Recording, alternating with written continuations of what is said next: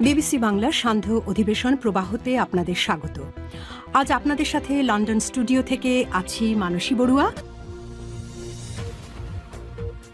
বাংলাদেশের সর্বশেষ গুরুত্বপূর্ণ আপডেট সংবাদে আপনাকে স্বাগত। শুরুতেই সংবাদ শিরোনাম, পরে বিস্তারিত। প্রথমেই জানাবো আমাদের হাতে থাকা সর্বশেষ গুরুত্বপূর্ণ সবথেকে তাজা আপডেট সংবাদ। নির্বাচন কমিশন ঘেরাওয়ের হুঁশিয়ারি নাহিদ ইসলামের। ত্রয়োদশ জাতীয় সংসদ নির্বাচন ঘিরে ভোট কেন্দ্রের 400 গজের মধ্যে মোবাইল ফোন না নিয়ে যাওয়ার বিধি পরিবর্তন না করলে নির্বাচন কমিশন ইসি ঘেরাও করার হুঁশিয়ারি দিয়েছেন ঢাকা 11 আসনের 11 দলীয় জোটের প্রার্থী এবং জাতীয় নাগরিক পার্টি এনসিপির আহ্বায়ক নাহিদ ইসলাম আজ রাজধানীর মোহাম্মদপুরে 11 দলীয় নির্বাচনী জনসভায় বক্তব্যকালে এমন হুঁশিয়ারি দিয়েছেন নাহিদ ইসলাম। এরপর জানাবো ভোটকেন্দ্রে মোবাইল নিষেধাজ্ঞা তুলে নিতে আলটিমেটাম জামাত আমিরের। ত্রয়োদশ জাতীয় সংসদ নির্বাচন এবং গণভোট উপলক্ষে ভোটকেন্দ্রের 400 গজের মধ্যে ফোন নিয়ে প্রবেশ করতে দেওয়ার উপরে যে নিষেধাজ্ঞা দিয়েছে নির্বাচন কমিশন, আর সোমবার সন্ধ্যার মধ্যে তা তুলে নিতে কঠোর নির্দেশনা দেওয়া হয়েছে। যদি সেটি এই মোবাইল ফোনের উপর নিষেধাজ্ঞা তুলে না নেওয়া হয় তাহলে আগামীকাল সকাল থেকেই নির্বাচন কমিশন ইসি ঘেরাও করা হবে। এদিকে মোবাইল নিষিদ্ধের সিদ্ধান্ত প্রত্যাহার করতে হবে বললেন সাদিক কায়েম। ডাকসু ভিপি সাদিক কায়েম বলেছেন, দাঁড়িপাল্লার গণজোয়ার দেখে একটি পক্ষ নানা ষড়যন্ত্র শুরু করেছে, তারা আবার পেছন দিক থেকে ক্ষমতা আসতে চায়। আজ নির্বাচন কমিশন প্রজ্ঞাপন দিয়েছে যে 400 গজের মধ্যে কোনো মোবাইল ফোন নেওয়া যাবে না। এই ধরনের কারচুপি মার্কা জনগণ এদেশের তরুণ সমাজ বয়কট করবে। এবারে জানাবো পাবনায় দলীয় নেতাকে কুপিয়ে জখমের ঘটনায় জামাতের প্রতিক্রিয়া। পাবনায় বীর মুক্তিযোদ্ধাকে মসজিদ থেকে বের করে নিয়ে কুপিয়ে এবং পিটিয়ে গুরুতর জখম করেছে বিএনপির সন্ত্রাসীরা। এ ঘটনার পর থেকে আবার নতুন করে সারা দেশে চাঞ্চল্যকর পরিস্থিতি তৈরি হয়েছে। এবং সর্বশেষ জানাবো ফেসবুকে টিকটকে নির্বাচনী ছবি অডিও ভিডিও প্রচারে কঠোর নিষেধাজ্ঞা আনসার বাহিনীর। আগামী জাতীয় সংসদ নির্বাচনে কেউ যেন আবার নতুন করে সমস্যা সৃষ্টি করতে না পারে সেজন্য আনসার সদস্যদেরকে নির্বাচনী কোনো কিছু শেয়ার করতে নিষেধ করেছে আনসারের ঊর্ধ্বতন কর্মকর্তারা। প্রিয় দর্শক, এতক্ষণ শুনছিলেন সংবাদ শিরোনাম, এবারে বিস্তারিত।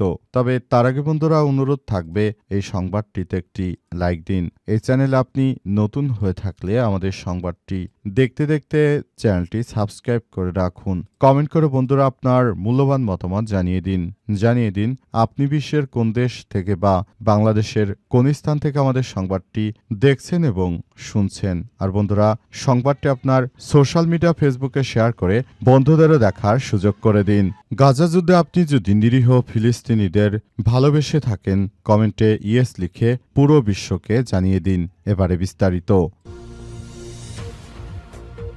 নির্বাচন কমিশন ঘেরাওয়ের হুঁশিয়ারি নাহিদ ইসলামের। ত্রয়োদশ জাতীয় সংসদ নির্বাচন ঘিরে ভোট কেন্দ্রের 400 গজের মধ্যে মোবাইল না নিয়ে যাওয়ার বিধি পরিবর্তন না করলে নির্বাচন কমিশন ইসি ঘেরাওয়ের হুঁশিয়ারি দিয়েছে ঢাকা 11 আসনের 11 দলীয় জোটের প্রার্থী ও জাতীয় নাগরিক পার্টি এনসিপির আহ্বায়ক নাহিদ ইসলাম আজ দুপুরে রাজধানীর মোহাম্মদপুরে 11 দলের নির্বাচনী জনসভায় বক্তব্যকালে এমন হুঁশিয়ারি দেন তিনি। নাহিদ ইসলাম বলেছেন, নির্বাচন কমিশন একটি বিজ্ঞপ্তিতে বলেছে ভোট কেন্দ্রের 400 গজের আওতায় নাকি মোবাইল নিয়ে ঢোকা যাবে না। ইসি কোন জায়গা থেকে এই বিধান বের করেছে আমরা জানি না। কার পরিকল্পনার আদলে নির্বাচন কমিশন কাজ করছে এটা জনগণের সামনে স্পষ্ট করতে হবে। আমরা হুঁশিয়ারি দিচ্ছি, আজ সন্ধ্যার মধ্যে বিধিবিধান পরিবর্তন না হলে আগামীকাল 10ই ফেব্রুয়ারি নির্বাচন কমিশন ঘেরাও করা হবে। ঢাকা 11 আসনের এই প্রার্থী আরও জানান, আমরা এতদিন কিছু বলিনি, সব সহ্য করেছি। নির্বাচনের দ্বারপ্রান্তে এসে এই ধরনের ভোট কারচুপি মিডিয়াকে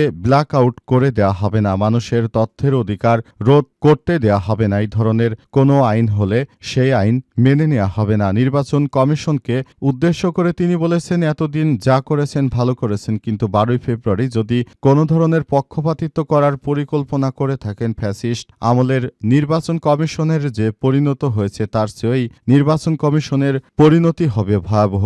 আপনাকে আগেই স্পষ্ট করে দিচ্ছি, এই ধরনের গোজামিল দিয়ে যদি কোনো রাজনৈতিক দল বা বিএনপিকে যদি জেতানোর চেষ্টা করেন তাহলে সেটি হবে আপনার জন্য বড় ধরনের কাল। যদি সেটি না করেন তাহলে খুব দ্রুততম সময়ের মধ্যে আপনার বিরুদ্ধে আমাদের লড়াই শুরু হবে। এই লড়াইয়ে কিন্তু কিছুই করতে পারবেন না।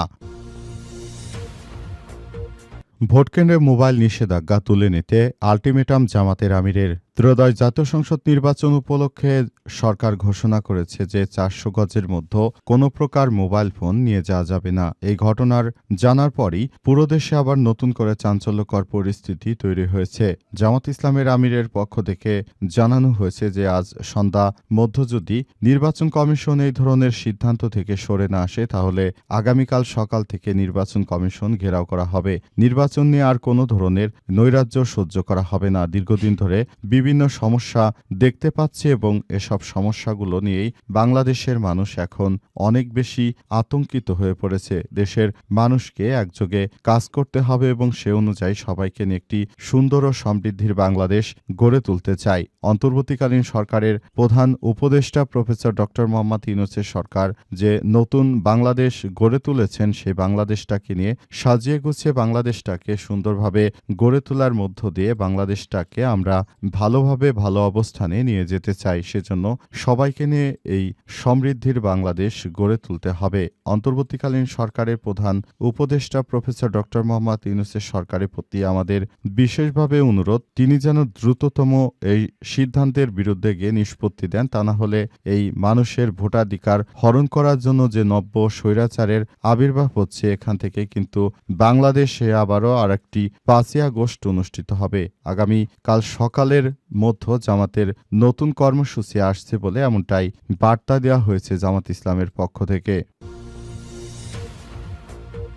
মোবাইল নিষিদ্ধের সিদ্ধান্ত প্রত্যাহার করতে হবে বললেন সাদিক কায়েম। ডাকসু ভিপি সাদিক কায়েম বলেছেন, দাঁড়িপাল্লার গণজোয়ার দেখে একটি পক্ষ নানা ষড়যন্ত্র শুরু করেছে। তারা আবার পেছন দিক থেকে ক্ষমতায় আসতে চেষ্টা করছে। আজ নির্বাচন কমিশন প্রজ্ঞাপন দিয়েছে যে 400 গজের মধ্যে মোবাইল ফোন নিয়ে যাওয়া যাবে না।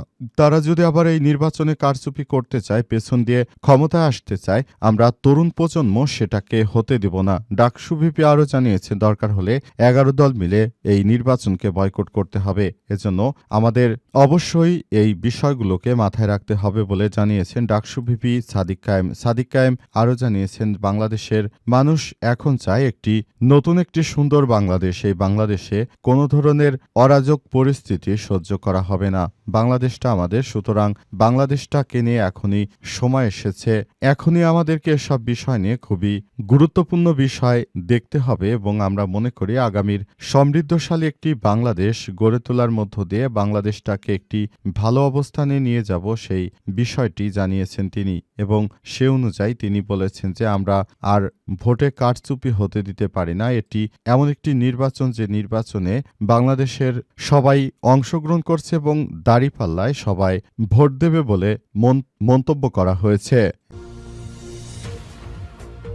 পাবনায় দলীয় নেতাকে কুপিয়ে জখমের ঘটনায় জামাতের প্রতিক্রিয়া। পাবনার হেমায়েতপুরে বীর মুক্তিযোদ্ধাকে কুপিয়ে গুরুতর জখম করেছে বিএনপির সন্ত্রাসীরা। জামাত ইসলামের এক নেতা বীর মুক্তিযোদ্ধা, বয়স্ক মানুষ, তিনি যখন মসজিদে নামাজ পড়তে গিয়েছেন তখন তাকে কুপিয়ে জখম করেছে বিএনপির সন্ত্রাসীরা। এই ঘটনায় জামাতের পক্ষ থেকে এবার বিবৃতি দিয়ে পুরো বিষয়টি নিয়ে কথা বলা হয়েছে। জামাত ইসলামের পক্ষ থেকে বলা হয়েছে, এমন একটি জঘন্য ঘটনা ঘটাবে, একজন বীর মুক্তিযোদ্ধার গায়ে হাত তুলবে, এটা বাংলাদেশে মেনে নেওয়া যায় না। তারা সারা দেশে জামাত ইসলামের গণজোয়ার দেখতে পেয়ে এখন নিজেদের পরাজয় আসন্ন সুনিশ্চিত বুঝতে পেরে নানাভাবে ষড়যন্ত্র শুরু করেছে।